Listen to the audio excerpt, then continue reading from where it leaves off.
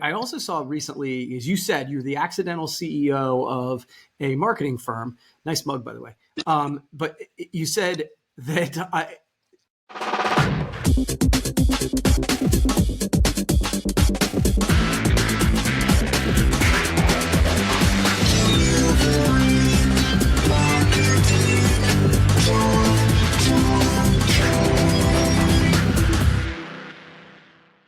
Hey there, and welcome to a brand new episode of Delivering Marketing Joy. I'm your host, Kirby Hassman, and joining me today is a repeat rock star. I'm so excited to have him back on the show. He's the CEO of In Transit Studios. He's my buddy. He's a web designer. He's a marketer.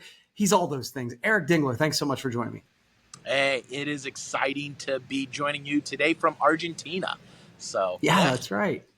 Yeah, you're in a co-working space, you're outside, you're in Argentina, living the life, man. That's exciting. Thanks. Absolutely. This is a great space too. So lucky to be here. That's awesome. All right, so I want to dive in here. You and I have known each other for quite some time, and you've been kind of diving in and doing some deep work on marketing. So recently I saw that you talk about the 4 laws of marketing. So can you talk a little bit about what those are? Yeah. So the 4 laws of marketing, this is really something I saw emerging when I used to run a summer camp. So for 15 years, I ran a summer camp there in Ohio. And the unique thing about running a summer camp and a seasonal business like that is every summer, it was like launching a brand new business. And so I got to experiment constantly. Now, I wish now I would know what I know now back then, because it would have been I would have taken more notes and paid more attention. But as time has gone on and I've reflected back to those 15 years, I was able to start to really see patterns of things that we would do to market the camp that really worked, things that didn't. And then I was able to consider when I used to own a restaurant, how that would work. And then I planted a church, and I could see how those, what worked there and what didn't. And then I became an accidental CEO of a marketing agency.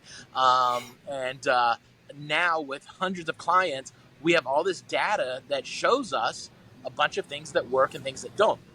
And so I started wrestling with these and was like, how can I package this up in a way to share it with my team is really what I was looking for. I wanted to educate my team and put us all in the same language. And I noticed that there were 4 things. And the first one is the law of strategy. And when we talk about the law of strategy, we talk about the fact that you want to learn the principle behind the practice. So many times, Kirby, I'll have a client come to us and they'll say, hey, we want to start running pay-per-click ads. And we'll go, great, that sounds fantastic. Why? Well, I was online the other day and I did a search and I saw that the competitor down the street, that they're running pay-per-click ads. And their parking lot's always more full than mine, so must be pay-per-click ads. And so they'll want to start running pay-per-click ads, and we'll start explaining all the things we got to do to make ads work. We got to build a landing page. And I'm like, no, just send them to the homepage of my website. And we have to educate people, like, there's a whole strategy behind tactics. So we see tactics in public and we're impacted by tactics, but there's a whole strategy behind it. So when we violate the law of strategy, it's because what we're really doing is we're trying to copy a tactic. And so we want to wrestle with the principle behind the practice. The second law is consistency. And a lot of people struggle with consistency. They come out of the gate with a whole bunch of stuff and then they back off, or they get paralysis by analysis and they won't start because they don't feel like they have everything in place. And so with this one, we like to talk about simple start, scale smart. And, another person that you and I both know, Stu McLaren, talks about grow into it, don't go into it. That's another way to say this. And so it's just this idea of start with what you can do consistently and just consistently show up over and over. That. And then you can add to it and scale to it later. And I've heard you talk about this, even just, I think, recently on Instagram. So that's the second law. The third law is the law of value. Don't reach for people's wallets, reach for their hearts. Deliver value. Love that. I learned from you. We're in to live in a give first economy, give value first. The more good you put out there, that's going to come back to you. So it's the Yeah. law of value. And again, for my team, I talk to them about, reach for their heart in marketing. Don't reach for their wallet in your marketing messages, and you're going to go a lot further. And then the fourth and final one is authenticity. Be real or be forgotten. So if you're a mom and pop shop, own it, embrace it, celebrate it. Don't try to Yeah. make yourself look like some big corporate thing you're not. And so those are the four laws. It's strategy, it's consistency, it's value, it's authenticity. And if you keep to all four of those over and over and over, I've seen those are the four that, if they're in place, marketing. I don't care if you're doing cold calling. I don't care if you're doing paid ads. I don't care if you're doing referral networking, whatever you're doing at the top of your funnel. If you got those four things in place, it always works out. Yeah, I love that, Eric. That's one of those 5 minutes that they should rewind and listen to, because I think that those are foundational truths. Now, I also saw recently, as you said, you're the accidental CEO of a marketing firm. Nice mug, by the way. But you said that I thought it was interesting to hear you say that businesses should not outsource their marketing. Can you talk a little bit about what businesses should be doing? Yeah. So businesses should be looking for a partner and doing partnership. So, you can handle your marketing in one of three ways: DIY, do it yourself. And then you can do done for you, DFY, hire somebody to just do everything for you, or done with you, DWY. Now, my agency, we used to be a done for you, and I used to think this was the best. Like, we're the expert. I was pretty arrogant, cocky, but just let us do it. Get out of our way. We'll grow your business, and da-da-da. And why we always had the right strategy, we never really nailed the right voice. And so the three main, I started to see three things. Like, one, we never said it as good as our clients could say it themselves. And when they would speak somewhere else that wasn't our marketing channel, there was a misalignment. So we might have a voice out there and be saying something on social media, but then they may go to a business networking event and they're saying something completely different. And so as customers are coming in to their business, that their experience isn't matching up with what they saw in the marketing, what brought them through the door, because there was inconsistency. And so because of that, the team wasn't delivering on the promises as well as they could have. And so we just was constantly seeing this rub. And so we started just working closer and closer with our clients, and really create an ongoing partnership. We have weekly open office hours, and I won't get into all that. That's not what I'm here to talk about. But, we've built systems now where we take care of the technical components, and we let the business owners, and we empower them to do the things that they're really good at. And the three main benefits we see is a consistency across the board in messaging. The business owners fully understand the return on investment. They start to get the numbers, the metrics. They understand what's working, what's not working, why it's working, why it's not. And then they have a lot more flexibility because of that, and they can pivot a lot sooner when market shifts come up, because they know what not to break.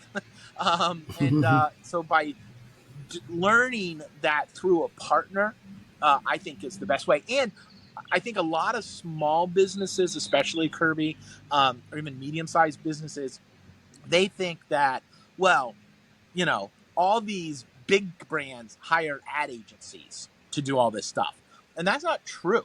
The biggest brands, there's no major brand that fully outsources everything they do. They work with experts to leverage the experts for sure, and they have some things done. But the big brands, they all own the strategy, the vision, the consistency, teaching, developing their internal team, training their team. And I see a lot of small and medium businesses think that, and there's a lot of people out there that say, hire me and we'll just manage all of your social media. And it just doesn't go well. Cool. Yeah, I like that. Okay, so you've created a marketing momentum framework. I think I love frameworks. Those make me happy. So can you explain what the marketing momentum framework is and how it helps a business market itself? Yeah, absolutely. So really, in full transparency, all I did was just rename something that already exists. But Okay. it's the buying cycle. And we've all, you know, most people listening have probably heard of the buying cycle. There's 4 stages to the buying cycle. We do call it the marketing momentum framework from In Transit Studios. But there are 4 stages businesses are going to, or not business. There are 4 stages that every single customer is going to go through. So every dollar Kirby, Hoffman Marketing has ever made, every dollar In Transit Studios has ever made, every single dollar is come through these 4 stages of the buying cycle, and every single customer has experienced these. We experience them all the time. So the first one is awareness. There are 2 types of awareness: created awareness, discovered awareness. So inevitably, some people are going to discover they need a mechanic when their car stops working, right?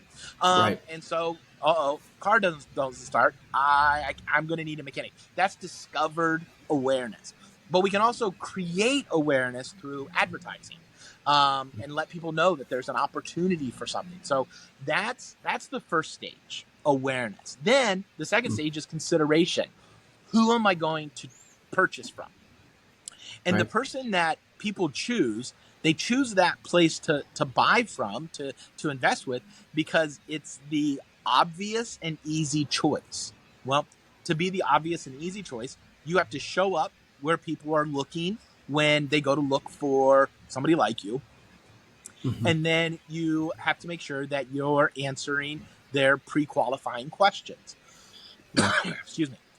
So by pre-qualifying questions, this changes industry to industry, but people want to know certain things. Like, if I'm looking for a barber, which I don't do a lot, but when I'm looking for a barber, I want to know, do they do walk-ins? Do I have to have an appointment?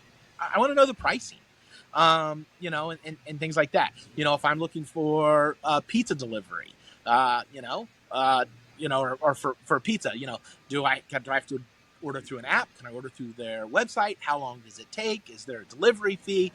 These are pre-qualifying questions I have, and the person that answers those the soonest for me in the place I'm looking is always going to get my business. So that's Mm. consideration. And then the third is the purchase experience. So many businesses drop the ball and they don't collect contact information during the Mm. purchase. And they don't collect what the person purchased.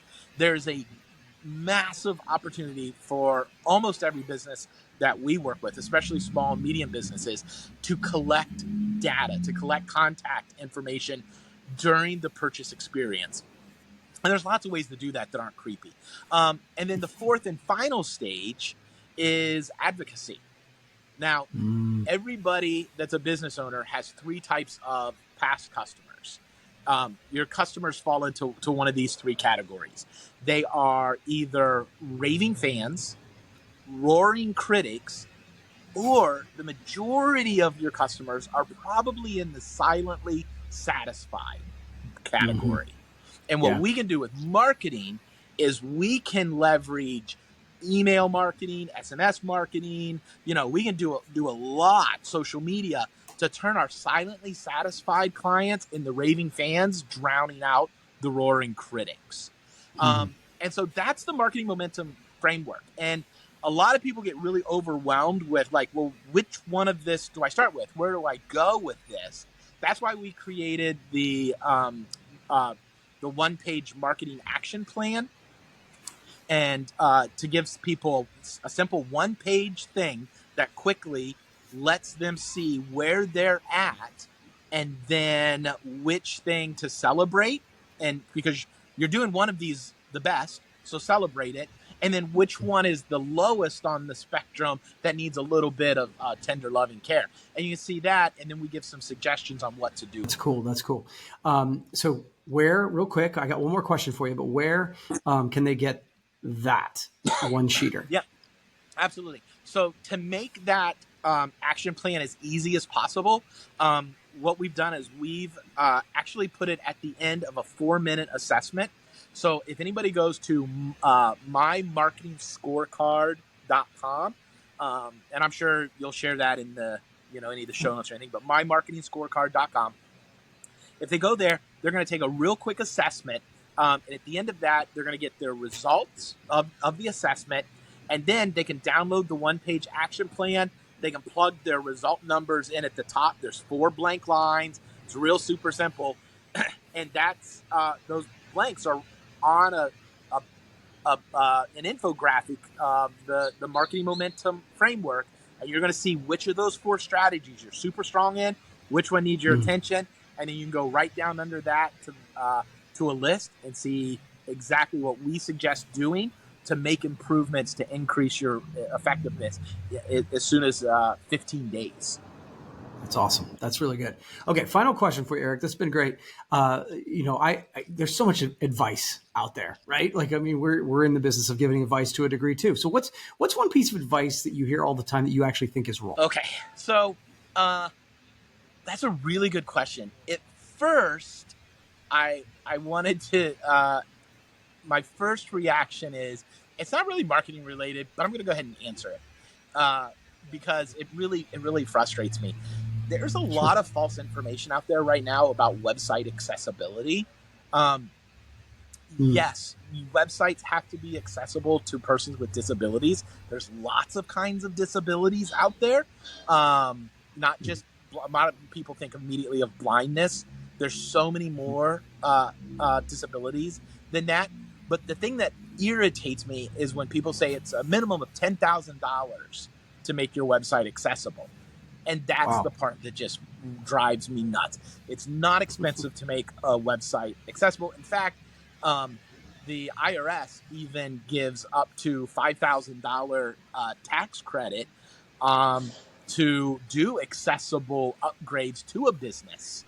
So you can claim up to 50% of anything a business does to improve the accessibility for their business. You can claim up to 50% of $10,000. This can be physical renovations, but it can also be digital. So if you spend a little bit of money, and that's where that $10,000 came from. Marketers were like, "Oh, I'm going to tell them it's 10, but they can get this $5,000 credit, so they're really only paying $5,000, and that's a little unethical as far as I'm concerned." But yeah, so make your websites accessible. It's a good social justice thing to do, but don't fall victim to being charged an arm and a leg to make your websites accessible. All right. That's good stuff, man. Well, Eric, thank you so much. I appreciate you taking the time. Enjoy Argentina, my friend, and we'll have to do this again sometime, okay? Thanks, and I always look forward to hearing from you every morning on my Instagram. Cool. All right, man. Well, that's going to wrap up this edition of Delivering Marketing Joy. We'll see you next time. Delivering Marketing Joy.